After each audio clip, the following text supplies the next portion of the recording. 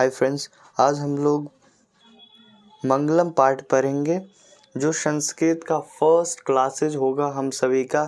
और इसमें पहले हम पूरी किताबों को पढ़ेंगे और उसके बाद हम ऑब्जेक्टिव सब्जेक्टिव भी इसका करेंगे।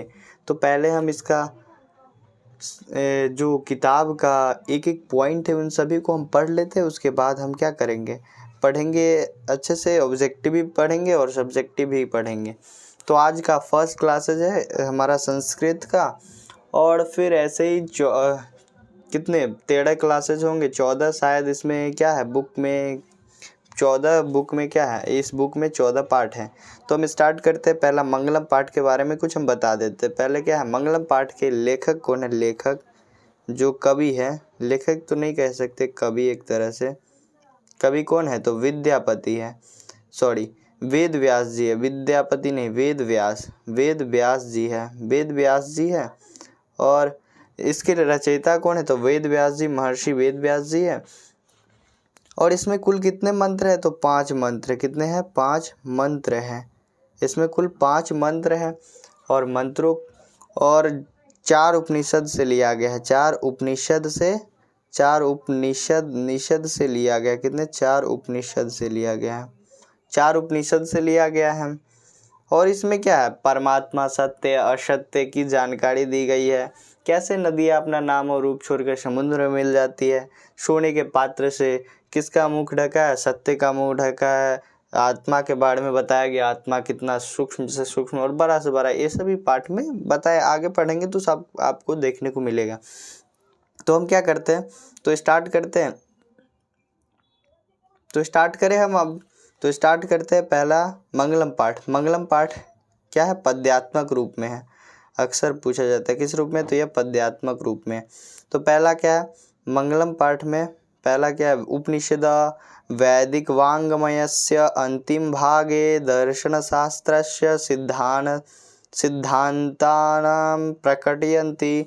तो ये कह रहा है कि उपनिषद के, ये कह रहा है पूरा यहाँ से कि क्या, उपनिषद के वैदिक वाङ्मय के अंतिम भाग में किसका, दर्शन शास्त्र का सिद्धांत प्रकट किया गया है। किसका, तो यहाँ मेन यहाँ पर क्या है, किसका सिद्धांत प्रकट किया गया, दर्शन शास्त्र का। किसके, उपनिषद के वैदिक वाङ्मय के अंतिम भाग में किसका सिद्धांत प्रकट किया गया है, तो दर्शन शास्त्र। याद रखिएगा, दर्शन शास्त्र का सिद्धांत प्रकट किया गया है। अब उसके बाद कहते हैं सर्वत्र परम पुरुषस्य परमात्मा महिमा प्रधानतया गायते। मतलब सर्वत्र मतलब सभी जगह, सर्वत्र मतलब सभी जगह परम पुरुष परमात्मा की महिमा, क्या, परमात्मा की महिमा सभी जगह गाई जाती है। तो आप पूछेगा, क्वेश्चन आता है कि किसकी महिमा सभी जगह गाई जाती है, तो परमात्मा। किसकी महिमा, परमात्मा की महिमा सभी जगह गाई जाती है। परमात्मा की महिमा सभी जगह गाई जाती है। तो इसके बाद चलते हैं नेक्स्ट, हमारा क्या है, तेन परमात्माना जगत व्याप्त अनुशासितम। उसी परमात्मा से क्या है, उसी तेन मतलब उसी परमात्मा से पूरी जगत क्या अनुशासित है। अनुशासित, यहाँ पे देखो अनुशासित है।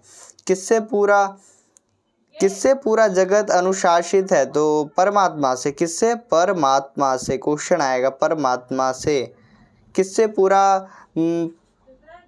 पूरा जगत अनुशासित है, तो परमात्मा द्वारा। सह एव, यहाँ क्या कह रहा है, सह एव सर्वेषां तपसां परम लक्ष्यम।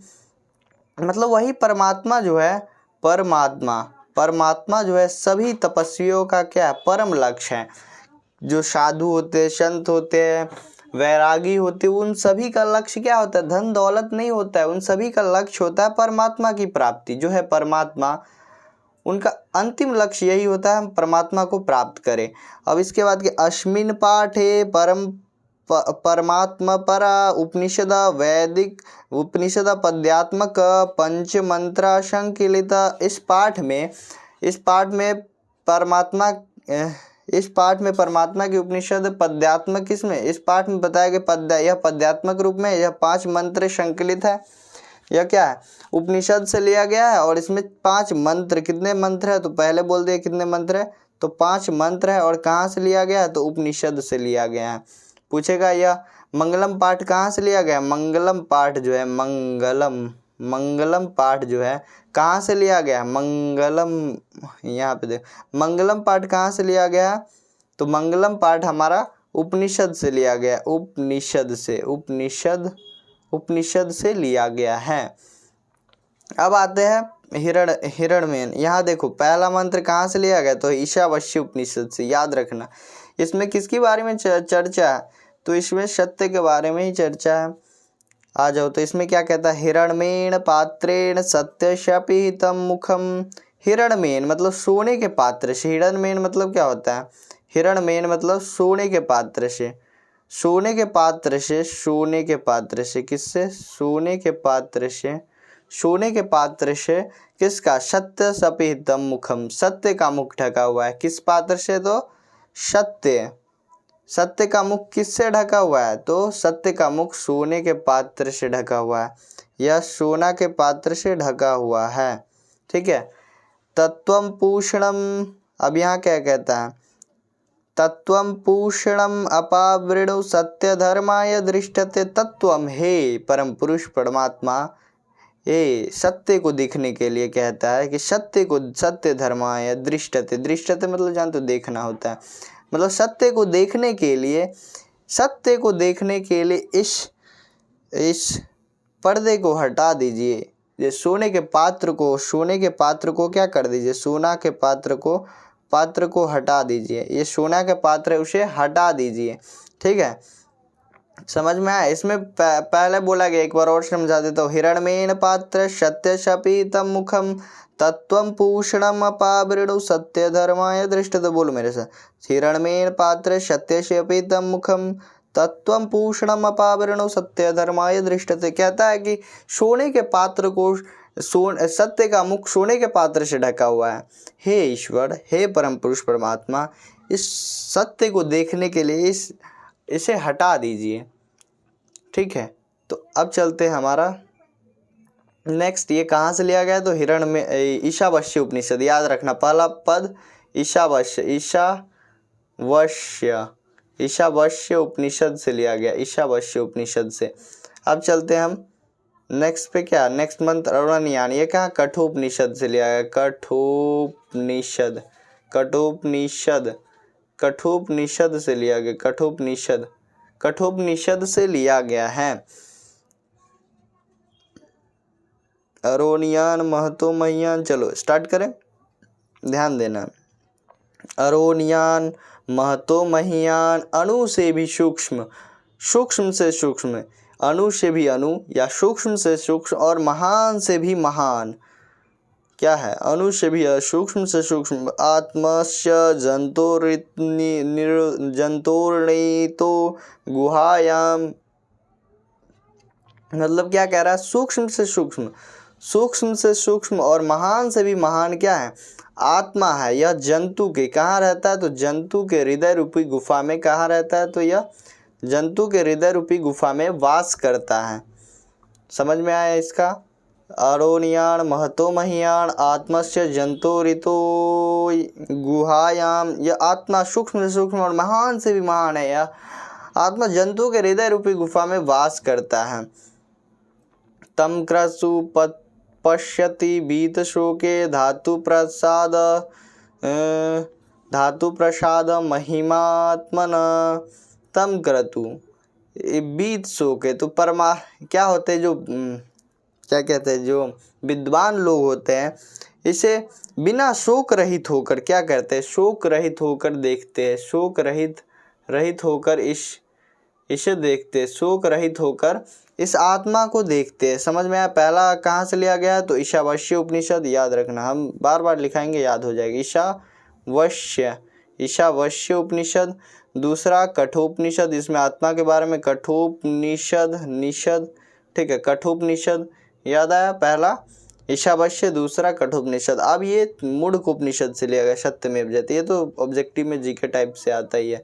देखो मुंडकोपनिषद, सत्यमेव जयते नानृतम सत्येन पंथा विततो देवयान, देखो ये क्या कह रहा है, सत्यमेव जयते, सत्य की जीत होती, सत्यमेव जयते, सत्य की जीत होती, नानृतम मतलब असत्य की नहीं।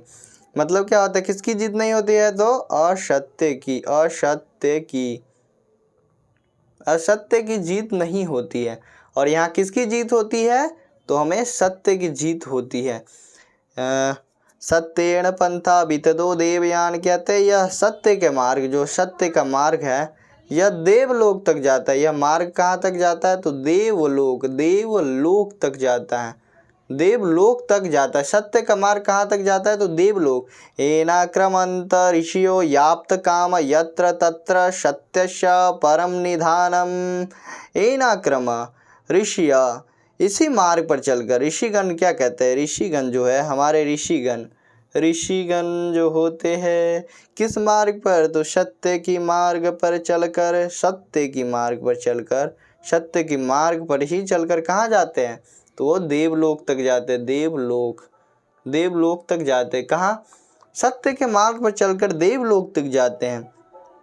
समझ में आया, इसमें कहा गया सत्यमेव जयते, नानृतम सत्यमेव जयते, मतलब सत्य की जीत होती है, असत्य की नहीं। सत्येन पंथा विततो देवयान, सत्य के मार्ग कहाँ, देवलोक तक जाता है। एनाक्रम ऋषय याप्त काम यत्र तत्र परम निधानम, येनाक्रम याप्त काम। समझ में आया क्या, ऋषियों यही मार्ग पर चलकर ऋषिगण कहाँ, देवलोक तक जाते हैं। समझ में आया। और पहला पहला पहला मंत्र कहाँ से लिया गया है, तो ईशावास्य उपनिषद, याद रखना पहला मंत्र जिसमें उसमें भी सत्य, ईशावास्य उपनिषद। दूसरा मंत्र हमारा कहाँ से लिया गया, कठोपनिषद, कठोपनिषद, कठोपनिषद। तीसरा मंत्र हमारा मुंडकोप, मुंडकोपनिषद, मुंडकोपनिषद, मुंडकोपनिषद, मुंडकोपनिषद से लिया गया। 3 मंत्र याद हो गया आप लोगों को, पूछेंगे तो आप लोग बता देंगे ना, टेस्ट लगाएंगे तब पता चलेगा। चलो आ जाओ, फिर चौथा मंत्र सेम ही क्या कहते उपनिषद से लिया गया, जैसे कि मुंडकोपनिषद। यहाँ पर यथा नद्य छंदमाना समुद्रे अस्तम गच्छन्ति नाम रूपे विहाय, यथा नद्य, जिस प्रकार नदियाँ समुद्र में मिल जाती है, मतलब कि समुद्र में मिल जाती, कैसे, तो नाम और रूप छोड़कर। तथा विद्वान नाम रूप विमुक्त परमात्मा परम पुरुषमुपैति दिव्यम, उसी प्रकार से क्या होता है कि उसी प्रकार से विद्वान नाम और रूप छोड़कर, अपना जो नाम और रूप छोड़कर कहाँ मिल जाते, तो परम, मतलब ये कहाँ, विद्वान जो नदी कहाँ मिल जाती, नदी जो नदियाँ होती है वह समुद्र में मिल जाती है, वह समुद्र में मिल जाती है। और जो विद्वान होते हैं, विद्वान जो होते वो कहाँ मिलते हैं, विद्वान वो परमात्मा में, परमात्मा में मिल जाते हैं। विद्वान कहाँ मिलते, यही कहा गया, यथा नद्य संदमाना, जिस प्रकार नदियाँ अपना नाम और रूप छोड़कर समुद्र में, इसी प्रकार से यह विद्वान अपना नाम और रूप छोड़कर कहाँ मिल जाते हैं, तो परमात्मा मिल जाते हैं। अब ये लास्ट मंत्र फिर से, चलो आ जाओ करवा देते वही। पहला ईशावास्य उपनिषद, पहला मंत्र ईशावास्य उपनिषद, वश्य एक आएगा यहाँ से, ईशावास्य उपनिषद। दूसरा मंत्र हमारा कठोपनिषद।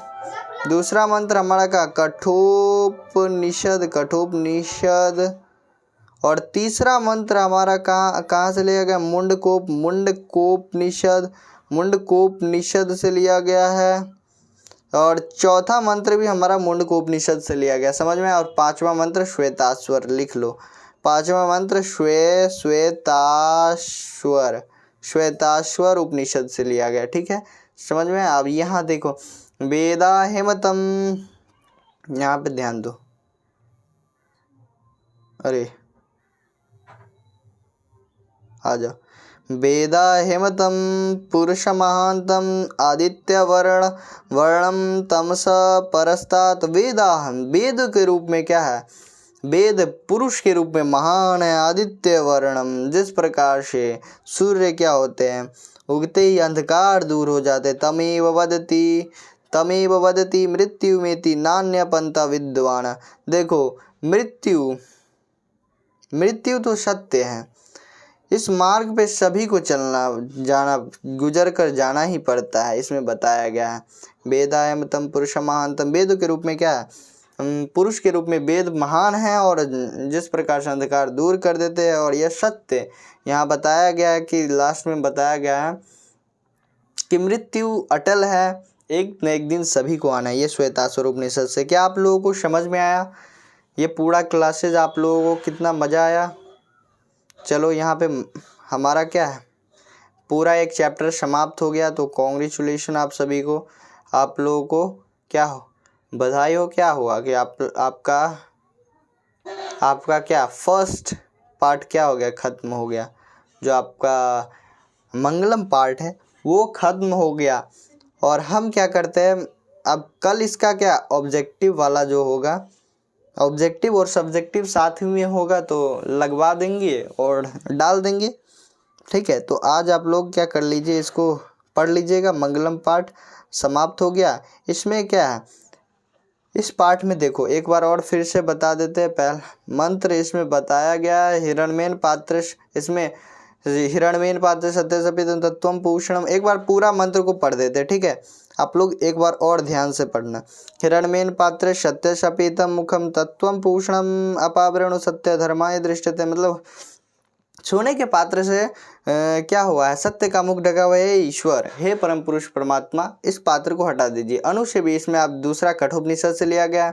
अड़ोनियाण महतोमय्याण आत्मना जंतोरितो गुहायाम तम करतु वीत सूके धातु प्रसाद महिमात्मन। यहाँ क्या अणु से भी सूक्ष्म से सूक्ष्म और महान से भी महान क्या है, परमात्मा ये जंतु के हृदय रूपी गुफा में वास करता है और विद्वान इस आत्मा को शोक रहित होकर देखते हैं। अब ये मुंडकोपनिषद सत्यमेव जयते, सत्यमेव जयते नारितम सत्येन पंथा विततो देवयान येनाक्रमदरित्य ऋष्यो याप्त काम यत्र तत्र सत्य सनिधान परम निधानम। यहाँ देखो सत्य की जीत होती है, ना कि असत्य की। ऋषिगण सत्य के मार्ग पर चलकर देवलोक तक जाते हैं।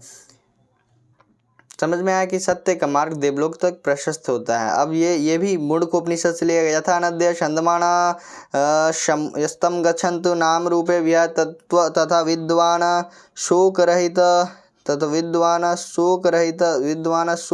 विमुक्त क्या करता, विद्वान भी शोक रहित होकर इसे देखते हैं। ठीक है, जिस प्रकार से नदियाँ अपना नाम और रूप छोड़कर समुद्र में मिल जाती है, उसी प्रकार से विद्वान भी अपना नाम और रूप छोड़कर परमात्मा में मिल जाते। वेदायम पुरुषमात्म आदित्यम, यह कहाँ श्वेतासुर। वेदायम आदित्य वर्णम तमसा प्रस्थात तमेव विदति मृत्युमेति नान्यपंथा विद्यते विद्यनाय। क्या है, वेद रूपी क्या है, वेदों के रूप में क्या, वेद पुरुष के रूप में महान है और सूर्य जब निकलता है तो सभी अंधकार को दूर कर देते हैं। और यह मृत्यु अटल है, सबको एक न एक दिन आना है। क्या आप लोगों को समझ में आया है? आप लोगों को बढ़िया से समझ में आया तो ठीक है। आप लोगों से हम मिलते हैं ऑब्जेक्टिव के क्लासेस में, तब तक आप लोग पढ़ लीजिएगा इसे। तब तक के लिए आप लोग अच्छे से इसे पढ़ लीजिएगा और क्वेश्चन आंसर की चिंता मत करें, हम क्वेश्चन आंसर भी करवाएंगे। ठीक है, तो अच्छे से इसे कंप्लीट करिए।